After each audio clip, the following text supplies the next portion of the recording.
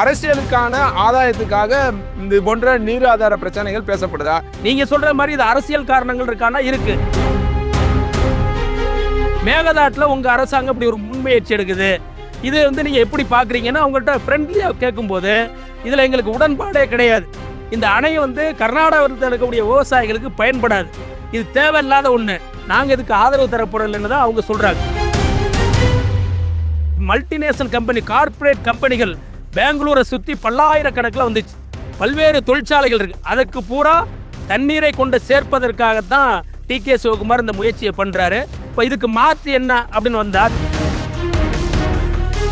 மாண்புமிகு முதலமைச்சர் ஜோசப் விஜய் கொண்டு வந்த தீர்மானம் கரெக்டு.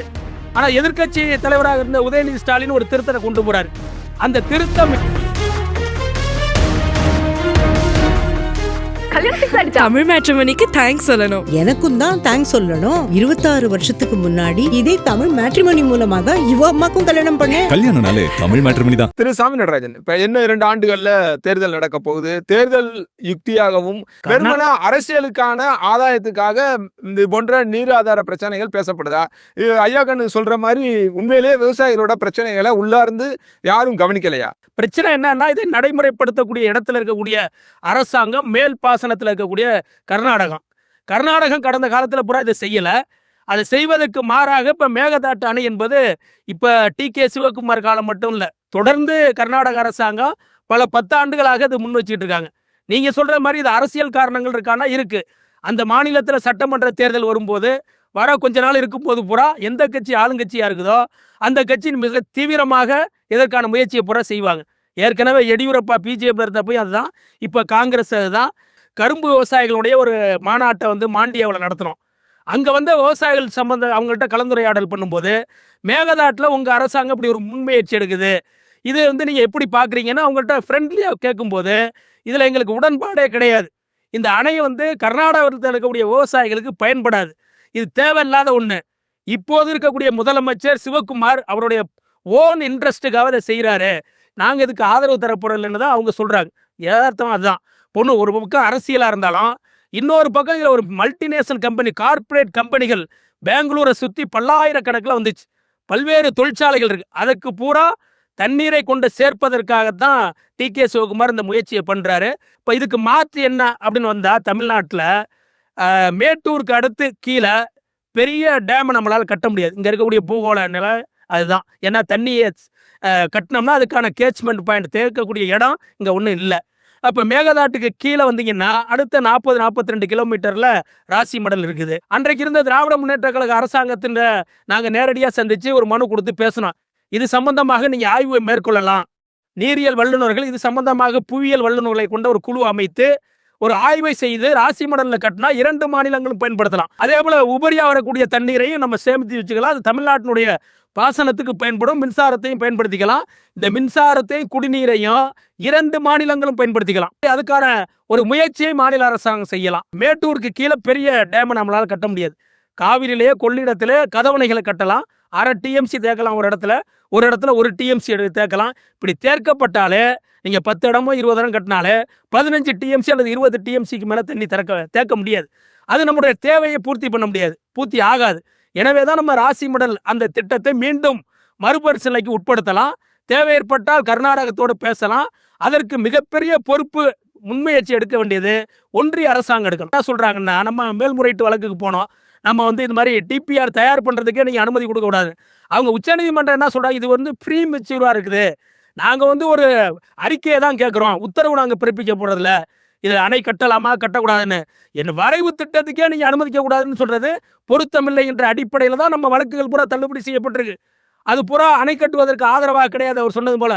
இதையே காரணமாக எடுத்துக்கொண்டு இப்போ நம்ம தமிழ்நாடு சட்டமன்றத்தில் கொண்டு வந்திருக்கக்கூடிய தீர்மானம், மாண்புமிகு முதலமைச்சர் ஜோசப் விஜய் கொண்டு வந்த தீர்மானம் கரெக்டு. ஆனால் எதிர்க்கட்சி தலைவராக இருந்த உதயநிதி ஸ்டாலின் ஒரு திருத்தத்தை கொண்டு போகிறார். அந்த திருத்தம் என்னவென்றே சொல்லாமல் உடனே முதலமைச்சர் அதை ஏற்றுக்கிட்டு திருத்தத்தோடு அந்த தீர்மானம் நிறைவேற்றப்பட்டது அங்கே கேள்விக்குரியாது. ஏன்னா ஒரு சட்டமன்ற மரபுப்படி ஒரு தீர்மானம் ஏகமனதாக கொண்டு வந்தால் ஏதாவது ஒரு திருத்தம் வந்தால் திருத்தம் சபையில் பிடிக்கணும், எல்லா உறுப்பினருக்கும் தெரியணும். அந்த திருத்தத்தில் ஆட்சேபனை இருந்தால் அதுக்கப்புறம் வாக்கெடுப்புக்கு போகணும். இது எதுவுமே நடக்கலை. 16ஆம் தேதி சட்டமன்றத்தில் நடந்ததில் இப்படி ஒரு தீர்மானம் வந்தது. இந்த தீர்மானம் வந்து நமக்கு ஒரு அச்சத்தை ஏற்படுது தமிழ்நாட்டில் இருக்கக்கூடிய விவசாயம். அந்த திருத்தம் ஏற்புடையதா இருக்குன்னு நினைக்கிறீங்களா? ஏற்புடையது அல்ல. அந்த திருத்தம் தேவையில்லைன்னு சொல்றேன். ஏன்னா ஒரு பன்மாநில நதியில நீரை பங்கிட்டுக் கொள்வதற்காக ட்ரிபியூனல் அமைக்கப்பட்டு அந்த ட்ரிபியூனல் வந்து இறுதி தீர்ப்பை சொல்லி அந்த இறுதி தீர்ப்பின் மேல 4 மாநில அரசாங்கங்களும் உச்சநீதிமன்றத்தில் மேல்முறையீட்டு வழக்குக்கு போய் அனைத்து வழக்குகளையும் விசாரிச்ச உச்சநீதிமன்றம் 2018 இறுதி தீர்ப்பை கொடுத்து இந்த தீர்ப்பு அடுத்த 15 ஆண்டுகளுக்கு நடைமுறையில் இருக்கும் என்று சொன்னதுக்கு பிறகு மீண்டும் ஒரு நதி எப்படி ஏன் ட்ரிபுனல் வேணும்? தீர்ப்பாயத்தை நாம் ஏற்றுக்கொண்டாலே அப்ப மேகதாட்டுல அணை கட்டலாமா வேண்டாமா என்பதை பேச்சுவார்த்தைக்கு நெகோசியேஷனுக்கு நம்ம ரெடி ஆயிட்டோம்னு அர்த்தம். அதனாலதான் இது தேவையில்லை.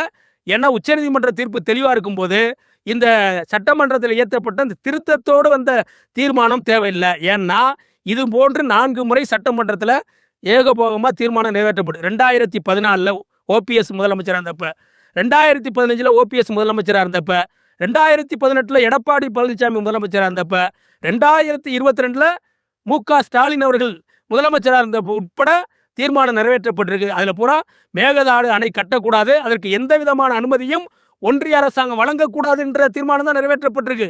அப்புறம் ஏன் நீங்க வந்து 2026 19 6 நீங்க இப்படி ஒரு தீர்மானத்தை கொண்டு வரணும் திருத்தத்தோடு? எனவே இந்த திருத்தம் தேவையில்லை. கர்நாடக அரசாங்கம் மத்திய வனத்துறைக்கு கடிதம் எழுதியிருக்கிறாங்க. மேகதாடு அணை கட்டுவது அது நீர் தேங்கக்கூடிய பகுதி, அதுக்கான தேவைக்காக வனப்பகுதியில் 33,000 ஏக்கர் எங்களுக்கு வேணும் அப்படின்னு அரசாங்கமே எழுதிருக்கு. 33,000 ஏக்கர்னா அது தண்ணி தேங்கக்கூடிய பகுதிகள் கிட்டத்தட்ட 16,000 ஏக்கர் சொல்றாங்க. அது இல்லாமல் அதில் இருக்கக்கூடிய புலிகள் சரணாலயம், அங்க இருக்கக்கூடிய 13 மலை கிராமங்கள் முழுவதும் அப்புறப்படுத்தணும். அது வன விலங்குகள் எல்லாமே இருக்கு. மக்கள் வாழ்விடங்கள் 13 கிராமங்கள் இருக்கு. அப்ப பூகோள ரீதியாக என்ன சொல்றாங்க ஆய்வாளர்கள்? அந்த இடம் அணை கட்டுவதற்கான தன்மையில இல்ல, அங்க இருக்கக்கூடிய பாறை பகுதி. அப்ப வனத்துறையில நீங்க ஒரு இடத்தை எடுக்கணும்னா அரசு பயன்பாட்டுக்கு 1 ஏக்கர் உங்களுக்கு வனத்துறை இடம் வேணும்னா அரசாங்கம் 2 ஏக்கர் கொடுக்கணும். இப்ப 33,000 ஏக்கர் இடம் வேணும்னு கேட்டாங்கன்னா கர்நாடக அரசாங்கம் 66,000 ஏக்கர் இடத்தை கொடுக்கணும்.